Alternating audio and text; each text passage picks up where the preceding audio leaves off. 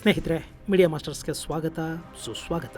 ಗೆಳೆಯರೆ, ಎಲ್ಲರ ನಿರೀಕ್ಷೆಗಳನ್ನ ತಲೆ ಕೆಳಗಾಗಿಸಿ ಹಳೆಯ ಸಂಪ್ರದಾಯಗಳನ್ನ ಮುರಿಯೋ ಥರದ ಬಜೆಟ್ ಅನ್ನ ಕೇಂದ್ರ ಹಣಕಾಸು ಸಚಿವೆ ನಿರ್ಮಲಾ ಸೀತಾರಾಮನ್ ಮಂಡಿಸಿದ್ದಾರೆ. ಇದು ಸಂಪೂರ್ಣ ಬಜೆಟ್ ಅಲ್ಲ, ಮಧ್ಯಂತರ ಬಜೆಟ್. ಹಾಗೆ ಚುನಾವಣೆಯ ಪೂರ್ವದಲ್ಲಿ ಕೇಂದ್ರ ಸರ್ಕಾರ ಮಂಡಿಸ್ತಾ ಇರೋ ಬಜೆಟ್. ಹೀಗಾಗಿ ಜನಪ್ರಿಯ ಯೋಜನೆಗಳು, ಸಾಮಾನ್ಯರಿಗೆ ಒಂದಷ್ಟು ಆರ್ಥಿಕ ಕೊಡುಗೆಗಳಂಥ ಮೂಗಿಗೆ ತುಪ್ಪ ಹಚ್ಚೋ ಸ್ಕೀಮುಗಳನ್ನು ಸರ್ಕಾರ ಘೋಷಣೆ ಮಾಡಬೇಕಿತ್ತು. ಪ್ರತಿ ಬಾರಿಯೂ ಚುನಾವಣೆಗಳ ಮುನ್ನ ಮಂಡನೆಯಾಗುವ ಬಜೆಟ್ನಲ್ಲಿ ಇಂಥ ಘೋಷಣೆಗಳು ಇರ್ತಲೇ ಇದ್ವು.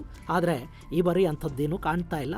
ಇನ್ನು ಜನಪರ ಯೋಜನೆಗಳು, ಫ್ರೀಗಳು, ಆರ್ಥಿಕ ನೆರವುಗಳು ಇವ್ಯಾವನ್ನೂ ಘೋಷಣೆ ಮಾಡದ ಸರ್ಕಾರದ ಈ ನಿಲುವು ಮುಂದಿನ ಬಾರಿ ಕೂಡ ನಾವೇ ಅಧಿಕಾರಕ್ಕೆ ಬರ್ತೀವಿ ಅನ್ನೋ ಕಾನ್ಫಿಡೆನ್ಸ್ ಅನ್ನು ತೋರಿಸ್ತಾ ಇದೆ ಅಂತ ಕೆಲ ಆರ್ಥಿಕ ತಜ್ಞರು ಹೇಳ್ತಾ ಇದ್ದಾರೆ. ಅದೇನೇ ಇರಲಿ, ತುಂಬಾ ಜನಪ್ರಿಯ ಯೋಜನೆಗಳಿಗೆ ಗಂಟು ಬೀಳದ ಬಡ, ಮಹಿಳೆ, ರೈತ ಹಾಗೂ ಯುವಕರನ್ನ ಗಮನದಲ್ಲಿಟ್ಟುಕೊಂಡು ಮಂಡಿಸಲಾದ ಬಜೆಟ್ ಇದು ಅನ್ನಿಸ್ಕೊಳ್ತಾ ಇದೆ. ತಮ್ಮ 57 ನಿಮಿಷಗಳ ಬಜೆಟ್ ಭಾಷಣದ ಬಹುತೇಕ ಸಮಯವನ್ನ ತಮ್ಮ ಸರ್ಕಾರದ ಸಾಧನೆಗಳ ಬಗ್ಗೆ ಹೇಳೋದಕ್ಕೇ ಬಳಸಿಕೊಂಡ ಹಣಕಾಸು ಸಚಿವೆ ನಿರ್ಮಲಾ ಸೀತಾರಾಮನ್ 2024ರ ಮಧ್ಯಂತರ ಬಜೆಟ್ ಅನ್ನ ಮಂಡನೆ ಮಾಡಿದ್ದಾರೆ. ಹಾಗಾದ್ರೆ ಈ ಬಜೆಟ್ ಅಲ್ಲಿ ಏನಿದೆ, ಬನ್ನಿ ನೋಡೋಣ.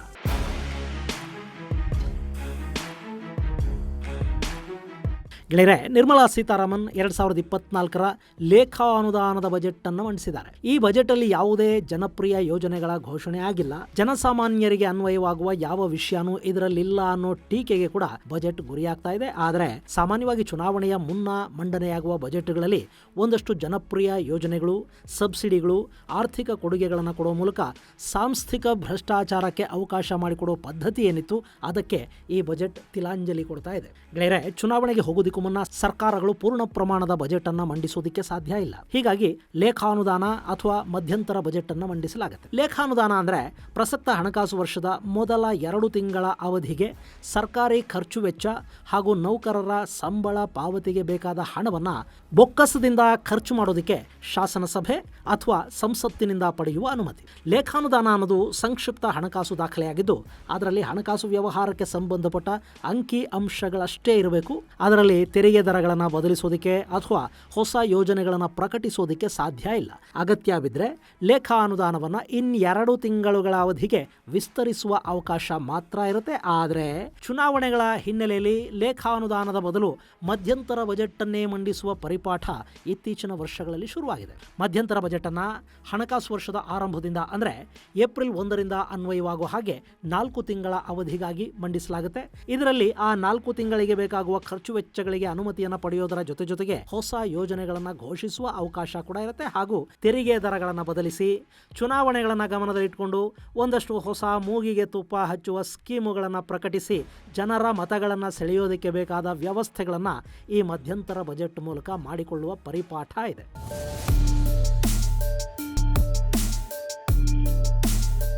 ಕಳೆದ ಬಾರಿ ಅಂದ್ರೆ 2019ರ ಚುನಾವಣೆಗೂ ಮೊದಲು ರೈತರ ಖಾತೆಗೆ ನೇರವಾಗಿ ಹಣ ಹಾಕುವ ಯೋಜನೆಯನ್ನ ಕೇಂದ್ರ ಸರ್ಕಾರ ಘೋಷಣೆ ಮಾಡಿದ್ದು ಇದೇ ರೀತಿಯ ಚುನಾವಣಾ ಮೊದಲಿನ ಬಜೆಟ್ ಅಲ್ಲಿ. ಆದರೆ ಈ ಬಾರಿ ಅಂತಹ ಯಾವ ಅವಕಾಶವನ್ನು ಕೇಂದ್ರ ಸರ್ಕಾರ ಬಳಕೆ ಮಾಡಿಕೊಳ್ಳೋದಕ್ಕೆ ಹೋಗಿಲ್ಲ. ಸುಮಾರು 45 ಲಕ್ಷ ಕೋಟಿಗೂ ಅಧಿಕ ಗಾತ್ರದ ಬಜೆಟ್ ಅನ್ನ ಮಂಡನೆ ಮಾಡಿರುವ ನಿರ್ಮಲಾ ಸೀತಾರಾಮನ್ ಹೆಚ್ಚು ಜನಪ್ರಿಯ ಯೋಜನೆಗಳಿಲ್ಲದ, ಬಿಟ್ಟಿ ಭಾಗ್ಯಗಳಿಲ್ಲದ ವಿಶಿಷ್ಟ ಬಜೆಟ್ ಅನ್ನ ಮಂಡಿಸಿದ್ದಾರೆ. ಗೆಳೆಯರೆ, ಈ ಬಾರಿಯ 45 ಲಕ್ಷ ಕೋಟಿಗಳನ್ನು ಮೀರಿದ ಬಜೆಟ್ನಲ್ಲಿ 15% ವಿತ್ತೀಯ ಕೊರತೆ ಕಂಡು ಬರ್ತಾ ಇದೆ. ಇನ್ನು 36 ಲಕ್ಷ ಕೋಟಿ ರೂಪಾಯಿಗಳಷ್ಟು ತೆರಿಗೆ ಹಣ ಸಂಗ್ರಹವಾಗುವ ನಿರೀಕ್ಷೆ ಇದೆ. ಇನ್ನುಳಿದದ್ದನ್ನ ಸರ್ಕಾರ ಬೇರೆ ಬೇರೆ ಮೂಲಗಳಿಂದ ಸಾಲವಾಗಿ ಪಡೆಯುತ್ತೆ. ಹಾಗೇನೆ ಈ ಬಾರಿ 33 ಲಕ್ಷದಷ್ಟು ರೆವಿನ್ಯೂ ಎಕ್ಸ್ಪೆಂಡಿಚರ್ ಇದ್ರೆ 11 ಲಕ್ಷ ಕೋಟಿಗಳಷ್ಟು ಹಣವನ್ನ ಕ್ಯಾಪಿಟಲ್ ಎಕ್ಸ್ಪೆಂಡಿಚರ್ ಅಂತ ಹೇಳಲಾಗ್ತಾ ಇದೆ. ಇಲ್ಲಿ ತೆರಿಗೆ ಹಣ, ಆದಾಯ ತೆರಿಗೆ, GST, ಕೇಂದ್ರ ಸರ್ಕಾರದ ಎಕ್ಸೈಸ್ ಡ್ಯೂಟಿಗಳು, ಕಾರ್ಪೊರೇಟ್ ಟ್ಯಾಕ್ಸ್, ಕಸ್ಟಮ್ ಡ್ಯೂಟಿ ಹಾಗೂ ನಾನಾ ರೀತಿಯ ಟ್ಯಾಕ್ಸ್ ರಿಸಿಪ್ಟ್ ಹಾಗೂ ನಾನಾ ಡೆಟ್ ಕ್ಯಾಪಿಟಲ್ ರೆಸಿಪ್ಟ್ಗಳ ಮೂಲಕ ಆದಾಯವನ್ನು ಕ್ರೋಢೀಕರಿಸಿಕೊಳ್ಳಲಾಗ್ತಾ ಇದೆ. ಇನ್ನುಳಿದ 28% ಹಣವನ್ನ ಬೇರೆ ಬೇರೆ ಮೂಲಗಳಿಂದ ಸಾಲದ ರೂಪದಲ್ಲಿ ಪಡೆಯಲಾಗ್ತಾ ಇದೆ. ಹಾಗೇನೆ ಈ ಬಜೆಟ್ ಅಲ್ಲಿ ಹಣವನ್ನ ಎಲ್ಲೆಲ್ಲಿಗೆ ಖರ್ಚು ಮಾಡ್ತಾ ಇದ್ದಾರೆ ಅನ್ನೋದನ್ನ ನೋಡೋದಾದ್ರೆ, ಇಂಟ್ರೆಸ್ಟ್ ಪೇಮೆಂಟ್ಗೆ ಅಂದ್ರೆ ಈ ಹಿಂದೆ ಮಾಡಿಕೊಂಡ ಸಾಲಗಳ ಮರುಪಾವತಿ ಮತ್ತು ಬಡ್ಡಿ ಪಾವತಿಗಾಗಿ 20% ಹಣ ಖರ್ಚಾಗ್ತಾ ಇದೆ. ಕೇಂದ್ರ ಸರ್ಕಾರದ ವಿವಿಧ ಯೋಜನೆಗಳಿಗಾಗಿ 8% ಹಣವನ್ನ ಖರ್ಚು ಮಾಡ್ತಾ ಇದ್ದಾರೆ. ಹಾಗೆ ಸಬ್ಸಿಡಿಗಳಿಗಾಗಿ 6% ಹಣ ಖರ್ಚಾದ್ರೆ ಡಿಫೆನ್ಸ್ ಅಂದ್ರೆ ನಮ್ಮ ರಕ್ಷಣಾ ಇಲಾಖೆಗಾಗಿ ಈ ಬಾರಿಯ ಬಜೆಟ್ ಅಲ್ಲಿ 8% ಹಣವನ್ನು ಮೀಸಲಿಡಲಾಗ್ತಾ ಇದೆ. ಇನ್ನು ಸೆಂಟ್ರಲ್ ಸೆಕ್ಟರ್ ಸ್ಕೀಮ್ಗಳಿಗೆ 16%, ಫೈನಾನ್ಸ್ ಕಮಿಷನ್ ಹಾಗೂ ಇನ್ನಿತರ ವೆಚ್ಚಗಳಿಗಾಗಿ 8%, ರಾಜ್ಯ ಸರ್ಕಾರಗಳಿಗೆ ಕೊಡುವ ತೆರಿಗೆ ಹಾಗೂ ಸುಂಕದ ಪಾಲುಗಳಿಗಾಗಿ 20% ಖರ್ಚು ಮಾಡಿದ್ರೆ ಇನ್ನಿತರ ಖರ್ಚು ವೆಚ್ಚಗಳಿಗಾಗಿ 9% ಹಾಗೂ ನಿವೃತ್ತ ನೌಕರರ ಪಿಂಚಣಿಗಾಗಿ 4% ಹಣವನ್ನು ಮೀಸಲಿಡಲಾಗಿದೆ.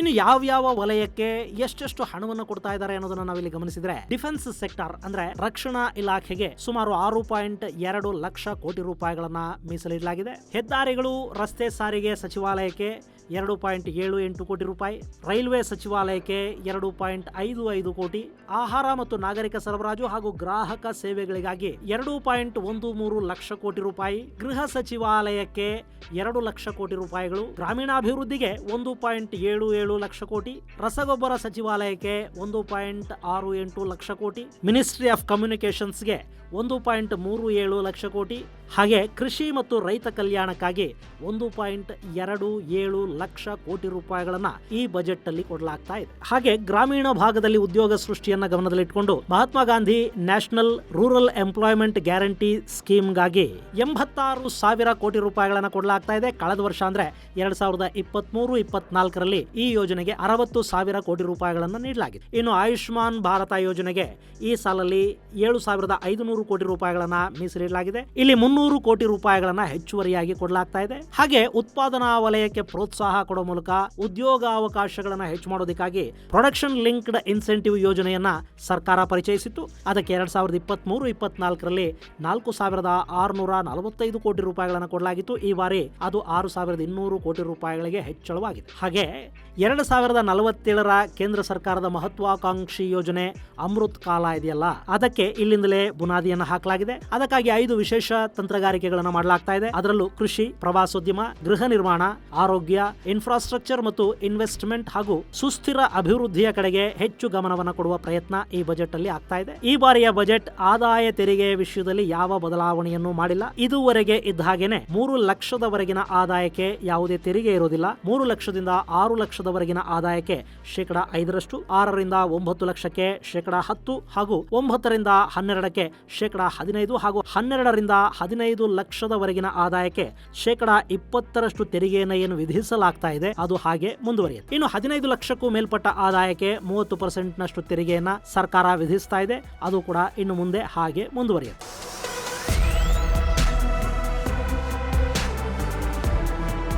ಇನ್ನು ಈ ಬಾರಿಯ ಬಜೆಟ್ ಅಲ್ಲಿ ಹೊಸ ಹೌಸಿಂಗ್ ಸ್ಕೀಮ್ ಅನ್ನ ಕೇಂದ್ರ ಸರ್ಕಾರ ಲಾಂಚ್ ಮಾಡ್ತಾ ಇದೆ. ಆ ಮೂಲಕ ಬಾಡಿಗೆ ಮನೆಯಲ್ಲಿರುವವರು ಹಾಗೂ ಬಡವರಿಗೆ ಮನೆಗಳನ್ನ ಕಟ್ಟಿಕೊಳ್ಳೋದಕ್ಕೆ ಕೇಂದ್ರ ಸರ್ಕಾರ ಪ್ರಧಾನಮಂತ್ರಿ ಆವಾಸ್ ಯೋಜನೆಯ ಮೂಲಕ ಸಹಾಯಧನವನ್ನು ಕೊಡುತ್ತೆ. ಹಾಗೆ ಆಶಾ ಹಾಗೂ ಅಂಗನವಾಡಿ ಕಾರ್ಯಕರ್ತರನ್ನ ಆಯುಷ್ಮಾನ್ ಭಾರತ ಯೋಜನೆಯ ಅಡಿಗೆ ತರಲಾಗಿದ್ದು ಅವರಿಗೆ ಆರೋಗ್ಯ ವಿಮೆ ಇನ್ನು ಮುಂದೆ ಅಪ್ಲೈ ಆಗುತ್ತೆ. ಇನ್ನು ಆರೋಗ್ಯ ಕ್ಷೇತ್ರಕ್ಕೆ ಹೆಚ್ಚಿನ ಬಲ ಕೊಡುವ ನಿಟ್ಟಿನಲ್ಲಿ ಹೊಸ ಮೆಡಿಕಲ್ ಕಾಲೇಜುಗಳ ಸ್ಥಾಪನೆಗೆ ಕೂಡ ಕೇಂದ್ರ ಸರ್ಕಾರ ನಿರ್ಧರಿಸಿದೆ. ಹಾಗೆಯೇ ಸರ್ವೈಕಲ್ ಕ್ಯಾನ್ಸರ್ ಅನ್ನ ತಡೆಗಟ್ಟುವ ನಿಟ್ಟಿನಲ್ಲಿ 9ರಿಂದ 12 ವರ್ಷದ ಬಾಲಕಿಯರಿಗೆ ಉಚಿತವಾಗಿ ಲಸಿಕೆಗಳನ್ನ ಹಾಕೋದಕ್ಕೆ ಕೂಡ ಸರ್ಕಾರ ಮುಂದಾಗ್ತಾ ಇದೆ. ಇನ್ನು ವಿದ್ಯುತ್ ಉತ್ಪಾದನೆಯಲ್ಲಿ ಸ್ವಾವಲಂಬನೆ ಮತ್ತು ಪುನರ್ನವೀಕೃತ ಇಂಧನವನ್ನ ಉತ್ಪಾದನೆ ಮಾಡುವ ನಿಟ್ಟಿನಲ್ಲಿ 1 ಕೋಟಿ ಮನೆಗಳಿಗೆ ಸೋಲಾರ್ ಪ್ಯಾನೆಲ್ಗಳನ್ನು ವಿತರಿಸುವ ಯೋಜನೆಯನ್ನ ಜಾರಿಗೆ ತರಲಾಗಿದೆ. ಹಾಗೆ ದೇಶದಲ್ಲಿನ ಪ್ರವಾಸೋದ್ಯಮದ ಕಡೆಗೆ ಸರ್ಕಾರ ಈ ಬಾರಿ ಹೆಚ್ಚು ಗಮನವನ್ನು ಕೊಡ್ತಾ ಇದೆ. ಎಲ್ಲ ರಾಜ್ಯಗಳಲ್ಲಿರುವ ಪ್ರವಾಸಿ ಕೇಂದ್ರಗಳನ್ನ ಅಭಿವೃದ್ಧಿಪಡಿಸೋದಕ್ಕೆ ರಾಜ್ಯಗಳಿಗೆ ಶೂನ್ಯ ಬಡ್ಡಿಯಲ್ಲಿ ಸಾಲ ಕೊಡೋದಕ್ಕೆ ಕೇಂದ್ರ ಸರ್ಕಾರ ನಿರ್ಧಾರ ಮಾಡಿದೆ. ಅದಕ್ಕಾಗಿ 75,000 ಕೋಟಿ ರೂಪಾಯಿಗಳನ್ನ ಮೀಸಲಿಡಲಾಗ್ತಾ ಇದೆ. ಇದೇ ಯೋಜನೆಯಲ್ಲಿ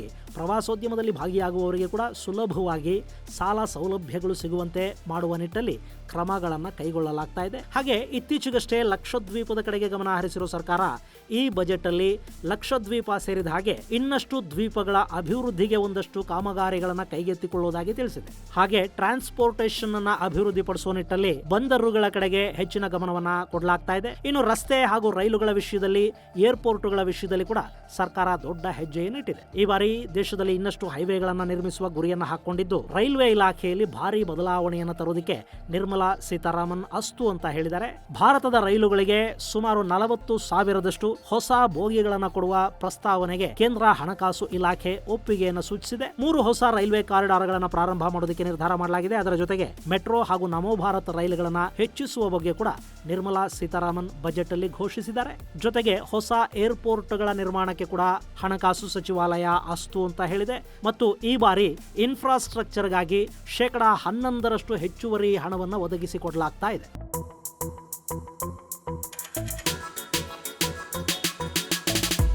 ಹಾಗೆ ಬ್ಲೂ ಎಕಾನಮಿ ಬಗ್ಗೆ ಈ ಹಿಂದಿನಿಂದಲೂ ಮಾತಾಡ್ತಾ ಇದ್ದ ಕೇಂದ್ರ ಸರ್ಕಾರ ಈ ಬಾರಿ ಅದನ್ನ ಜಾರಿಗೆ ತರುವ ಉತ್ಸಾಹವನ್ನು ತೋರ್ತಾ ಇದೆ. ಅದಕ್ಕಾಗಿ ಮತ್ಸ್ಯ ಯೋಜನೆಯನ್ನ ಜಾರಿಗೆ ತಂದಿದ್ದು, ಅದರ ಮೂಲಕ 55 ಲಕ್ಷ ಹೊಸ ಉದ್ಯೋಗಗಳನ್ನ ಸೃಷ್ಟಿಸುವ ಸಾಧ್ಯತೆ ಇದೆ ಅಂತ ಹೇಳಲಾಗ್ತಾ ಇದೆ. ಹಾಗೇನೆ ಮೀನುಗಾರಿಕೆಗಾಗಿನೇ ಹೊಸ ಸಚಿವಾಲಯವನ್ನ ಸ್ಥಾಪಿಸುವ ಬಗ್ಗೆ ನಿರ್ಮಲಾ ಸೀತಾರಾಮನ್ ಈ ಬಜೆಟ್ ಅಲ್ಲಿ ಘೋಷಣೆಯನ್ನು ಮಾಡಿದ್ದಾರೆ. ಇನ್ನು ಕಿಸಾನ್ ಸಂಘದ ಯೋಜನೆಯಲ್ಲಿ 38 ಲಕ್ಷ ರೈತರಿಗೆ ಲಾಭ ಆಗ್ತಾ ಇದೆ. ಎಣ್ಣೆ ಕಾಳುಗಳ ಉತ್ಪಾದನೆಯಲ್ಲಿ ನಮ್ಮ ರೈತರು ಸ್ವಾವಲಂಬಿ ಆಗೋದಕ್ಕೆ ಬೇಕಾದ ವ್ಯವಸ್ಥೆಗಳನ್ನು ಮಾಡಲಾಗ್ತಾ ಇದೆ. ಆ ಮೂಲಕ ಸೂರ್ಯಕಾಂತಿ ಸೇರಿದ ಹಾಗೆ ನಾನಾ ರೀತಿಯ ಅಡುಗೆ ಎಣ್ಣೆಯನ್ನ ಆಮದು ಮಾಡಿಕೊಳ್ಳುವುದನ್ನು ತಪ್ಪಿಸೋದಕ್ಕೆ ಕೇಂದ್ರ ಸರ್ಕಾರ ಇಲ್ಲಿ ಪ್ರಯತ್ನವನ್ನು ಮಾಡ್ತಾ ಇದೆ. ಇನ್ನು ರೈತ ಮಹಿಳೆಯರಿಗೆ ಪ್ರೋತ್ಸಾಹಧನವನ್ನು ಕೊಡೋದಕ್ಕೆ ಸರ್ಕಾರ ನಿರ್ಧಾರ ಮಾಡಿದೆ. ಅದರ ಜೊತೆಗೆ ಮಹಿಳೆಯರ ಆರ್ಥಿಕ ಸ್ವಾವಲಂಬನೆಯನ್ನ ಗಮನದಲ್ಲಿಟ್ಟುಕೊಂಡು ಲಕ್ಷಾಧಿಪತಿ ದೀದಿ ಅನ್ನೋ ಹೊಸ ಯೋಜನೆಯನ್ನು ಕೂಡ ಪ್ರಾರಂಭ ಮಾಡಲಾಗಿದೆ. ಈ ಯೋಜನೆಯ ಮೂಲಕ 3 ಕೋಟಿ ಮಹಿಳೆಯರನ್ನ ಲಕ್ಷಾಧೀಶರನ್ನಾಗಿ ಮಾಡುವ ಗುರಿಯನ್ನ ಕೇಂದ್ರ ಸರ್ಕಾರ ಹಾಕೊಂಡಿದೆ. ಈಗಾಗಲೇ 1 ಕೋಟಿ ಮಹಿಳೆಯರು ಲಕ್ಷಾಧೀಶರಾಗಿದ್ದು, ಅವರ ಸಂಖ್ಯೆಯನ್ನ ಇನ್ನಷ್ಟು ಹೆಚ್ಚು ಮಾಡುವ ಗುರಿಯನ್ನ ಹೊಂದಲಾಗಿದೆ. ದೇಶದಲ್ಲಿ ಮಹಿಳೆಯರು ಆರ್ಥಿಕ ಸ್ವಾವಲಂಬನೆಯನ್ನ ಸಾಧಿಸಿದ್ರೆ, ಅವರು ಆರ್ಥಿಕವಾಗಿ ಸದೃಢರಾದ್ರೆ ದೇಶ ಖಂಡಿತ ಆರ್ಥಿಕ ಅಭಿವೃದ್ಧಿಯತ್ತ ಹೆಜ್ಜೆ ಹಾಕುತ್ತೆ ಅನ್ನೋದು ಕೇಂದ್ರ ಸರ್ಕಾರದ ನಿಲುವು. ಇನ್ನು ಯುವಕರಿಗೆ ಮುದ್ರಾ ಯೋಜನೆಯಲ್ಲಿ ಇನ್ನಷ್ಟು ಸರಳವಾಗಿ ಸಾಲ ಕೊಡುವ ಹಾಗೂ ಅವರನ್ನ ಸ್ವಾವಲಂಬಿಗಳನ್ನಾಗಿ ಮಾಡುವ ಗುರಿಯನ್ನು ಕೂಡ ಈ ಬಜೆಟ್ ಅಲ್ಲಿ ಹಾಕೊಳ್ಳಲಾಗಿದೆ. ಇನ್ನು ದೇಶದಲ್ಲಿ ಹೆಣ್ಣು ಮಕ್ಕಳ ವಿದ್ಯಾಭ್ಯಾಸದ ಕಡೆಗೆ ಕೂಡ ಗಮನ ಹರಿಸಲಾಗ್ತಾ ಇದೆ. ಎನ್ಇಪಿ ಮೂಲಕ ವಿದ್ಯಾರ್ಥಿಗಳಲ್ಲಿ ಬದಲಾವಣೆಯನ್ನು ತರೋದಕ್ಕೆ ಪ್ರಯತ್ನ ಪಡ್ತಾ ಇರುವುದಾಗಿ ಬಜೆಟ್ ಅಲ್ಲಿ ಸಚಿವೆ ನಿರ್ಮಲಾ ಸೀತಾರಾಮನ್ ಹೇಳಿದ್ದಾರೆ. ಹಾಗೆ ಈ ಬಾರಿಯ ಬಜೆಟ್ನ ಮತ್ತೊಂದು ವಿಶೇಷ ಅಂದ್ರೆ, ಈ ಬಾರಿ ನೇರ ತೆರಿಗೆಯ ಮೂಲಕ 19% ಹಣ ಸಂಗ್ರಹ ಆಗ್ತಾ ಇದೆ. ಅಂದ್ರೆ ಆದಾಯ ತೆರಿಗೆ ಮೂಲಕ ಸಂಗ್ರಹವಾಗುವ ಹಣದ ಪ್ರಮಾಣ ಹೆಚ್ಚಾಗುತ್ತೆ ಅನ್ನೋದನ್ನ ಈ ಬಾರಿಯ ಬಜೆಟ್ ತೋರಿಸ್ತಾ ಇದೆ. ಇನ್ನು 2024-25 GDP ಬೆಳವಣಿಗೆ 10.5% ಇರಬಹುದು ಅನ್ನೋ ನಿರೀಕ್ಷೆಯನ್ನ ಈ ಬಜೆಟ್ ಅಲ್ಲಿ ನಿರ್ಮಲಾ ಸೀತಾರಾಮನ್ ವ್ಯಕ್ತಪಡಿಸಿದ್ದಾರೆ. ಹಾಗೆ ಫಿಸ್ಕಲ್ ಡೆಫಿಸಿಟ್ ಅನ್ನ 5.8ರಿಂದ 5.1ಕ್ಕೆ ಇಳಿಕೆಯಾಗಲಿದೆ ಅನ್ನೋ ಭರವಸೆಯನ್ನು ಕೂಡ ಈ ಬಜೆಟ್ ಕೊಡ್ತಾ ಇದೆ.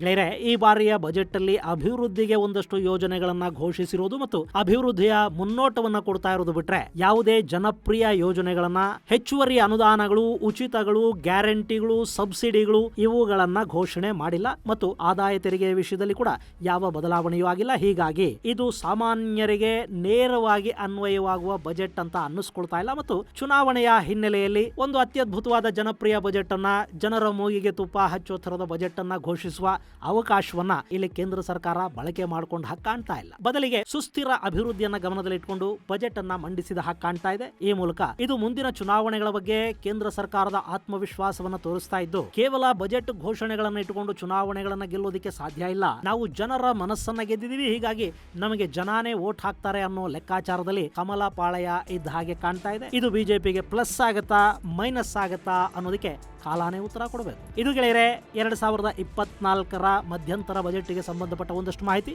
ಮುಂದಿನ ಸಂಚಿಕೆಯಲ್ಲಿ ಮತ್ತಷ್ಟು ವಿಶೇಷಗಳ ಜೊತೆ ಮತ್ತೆ ಭೇಟಿಯಾಗೋಣ. ಅಲ್ಲಿವರೆಗೆ ಜೈ ಹಿಂದ್, ಜೈ ಕರ್ನಾಟಕ.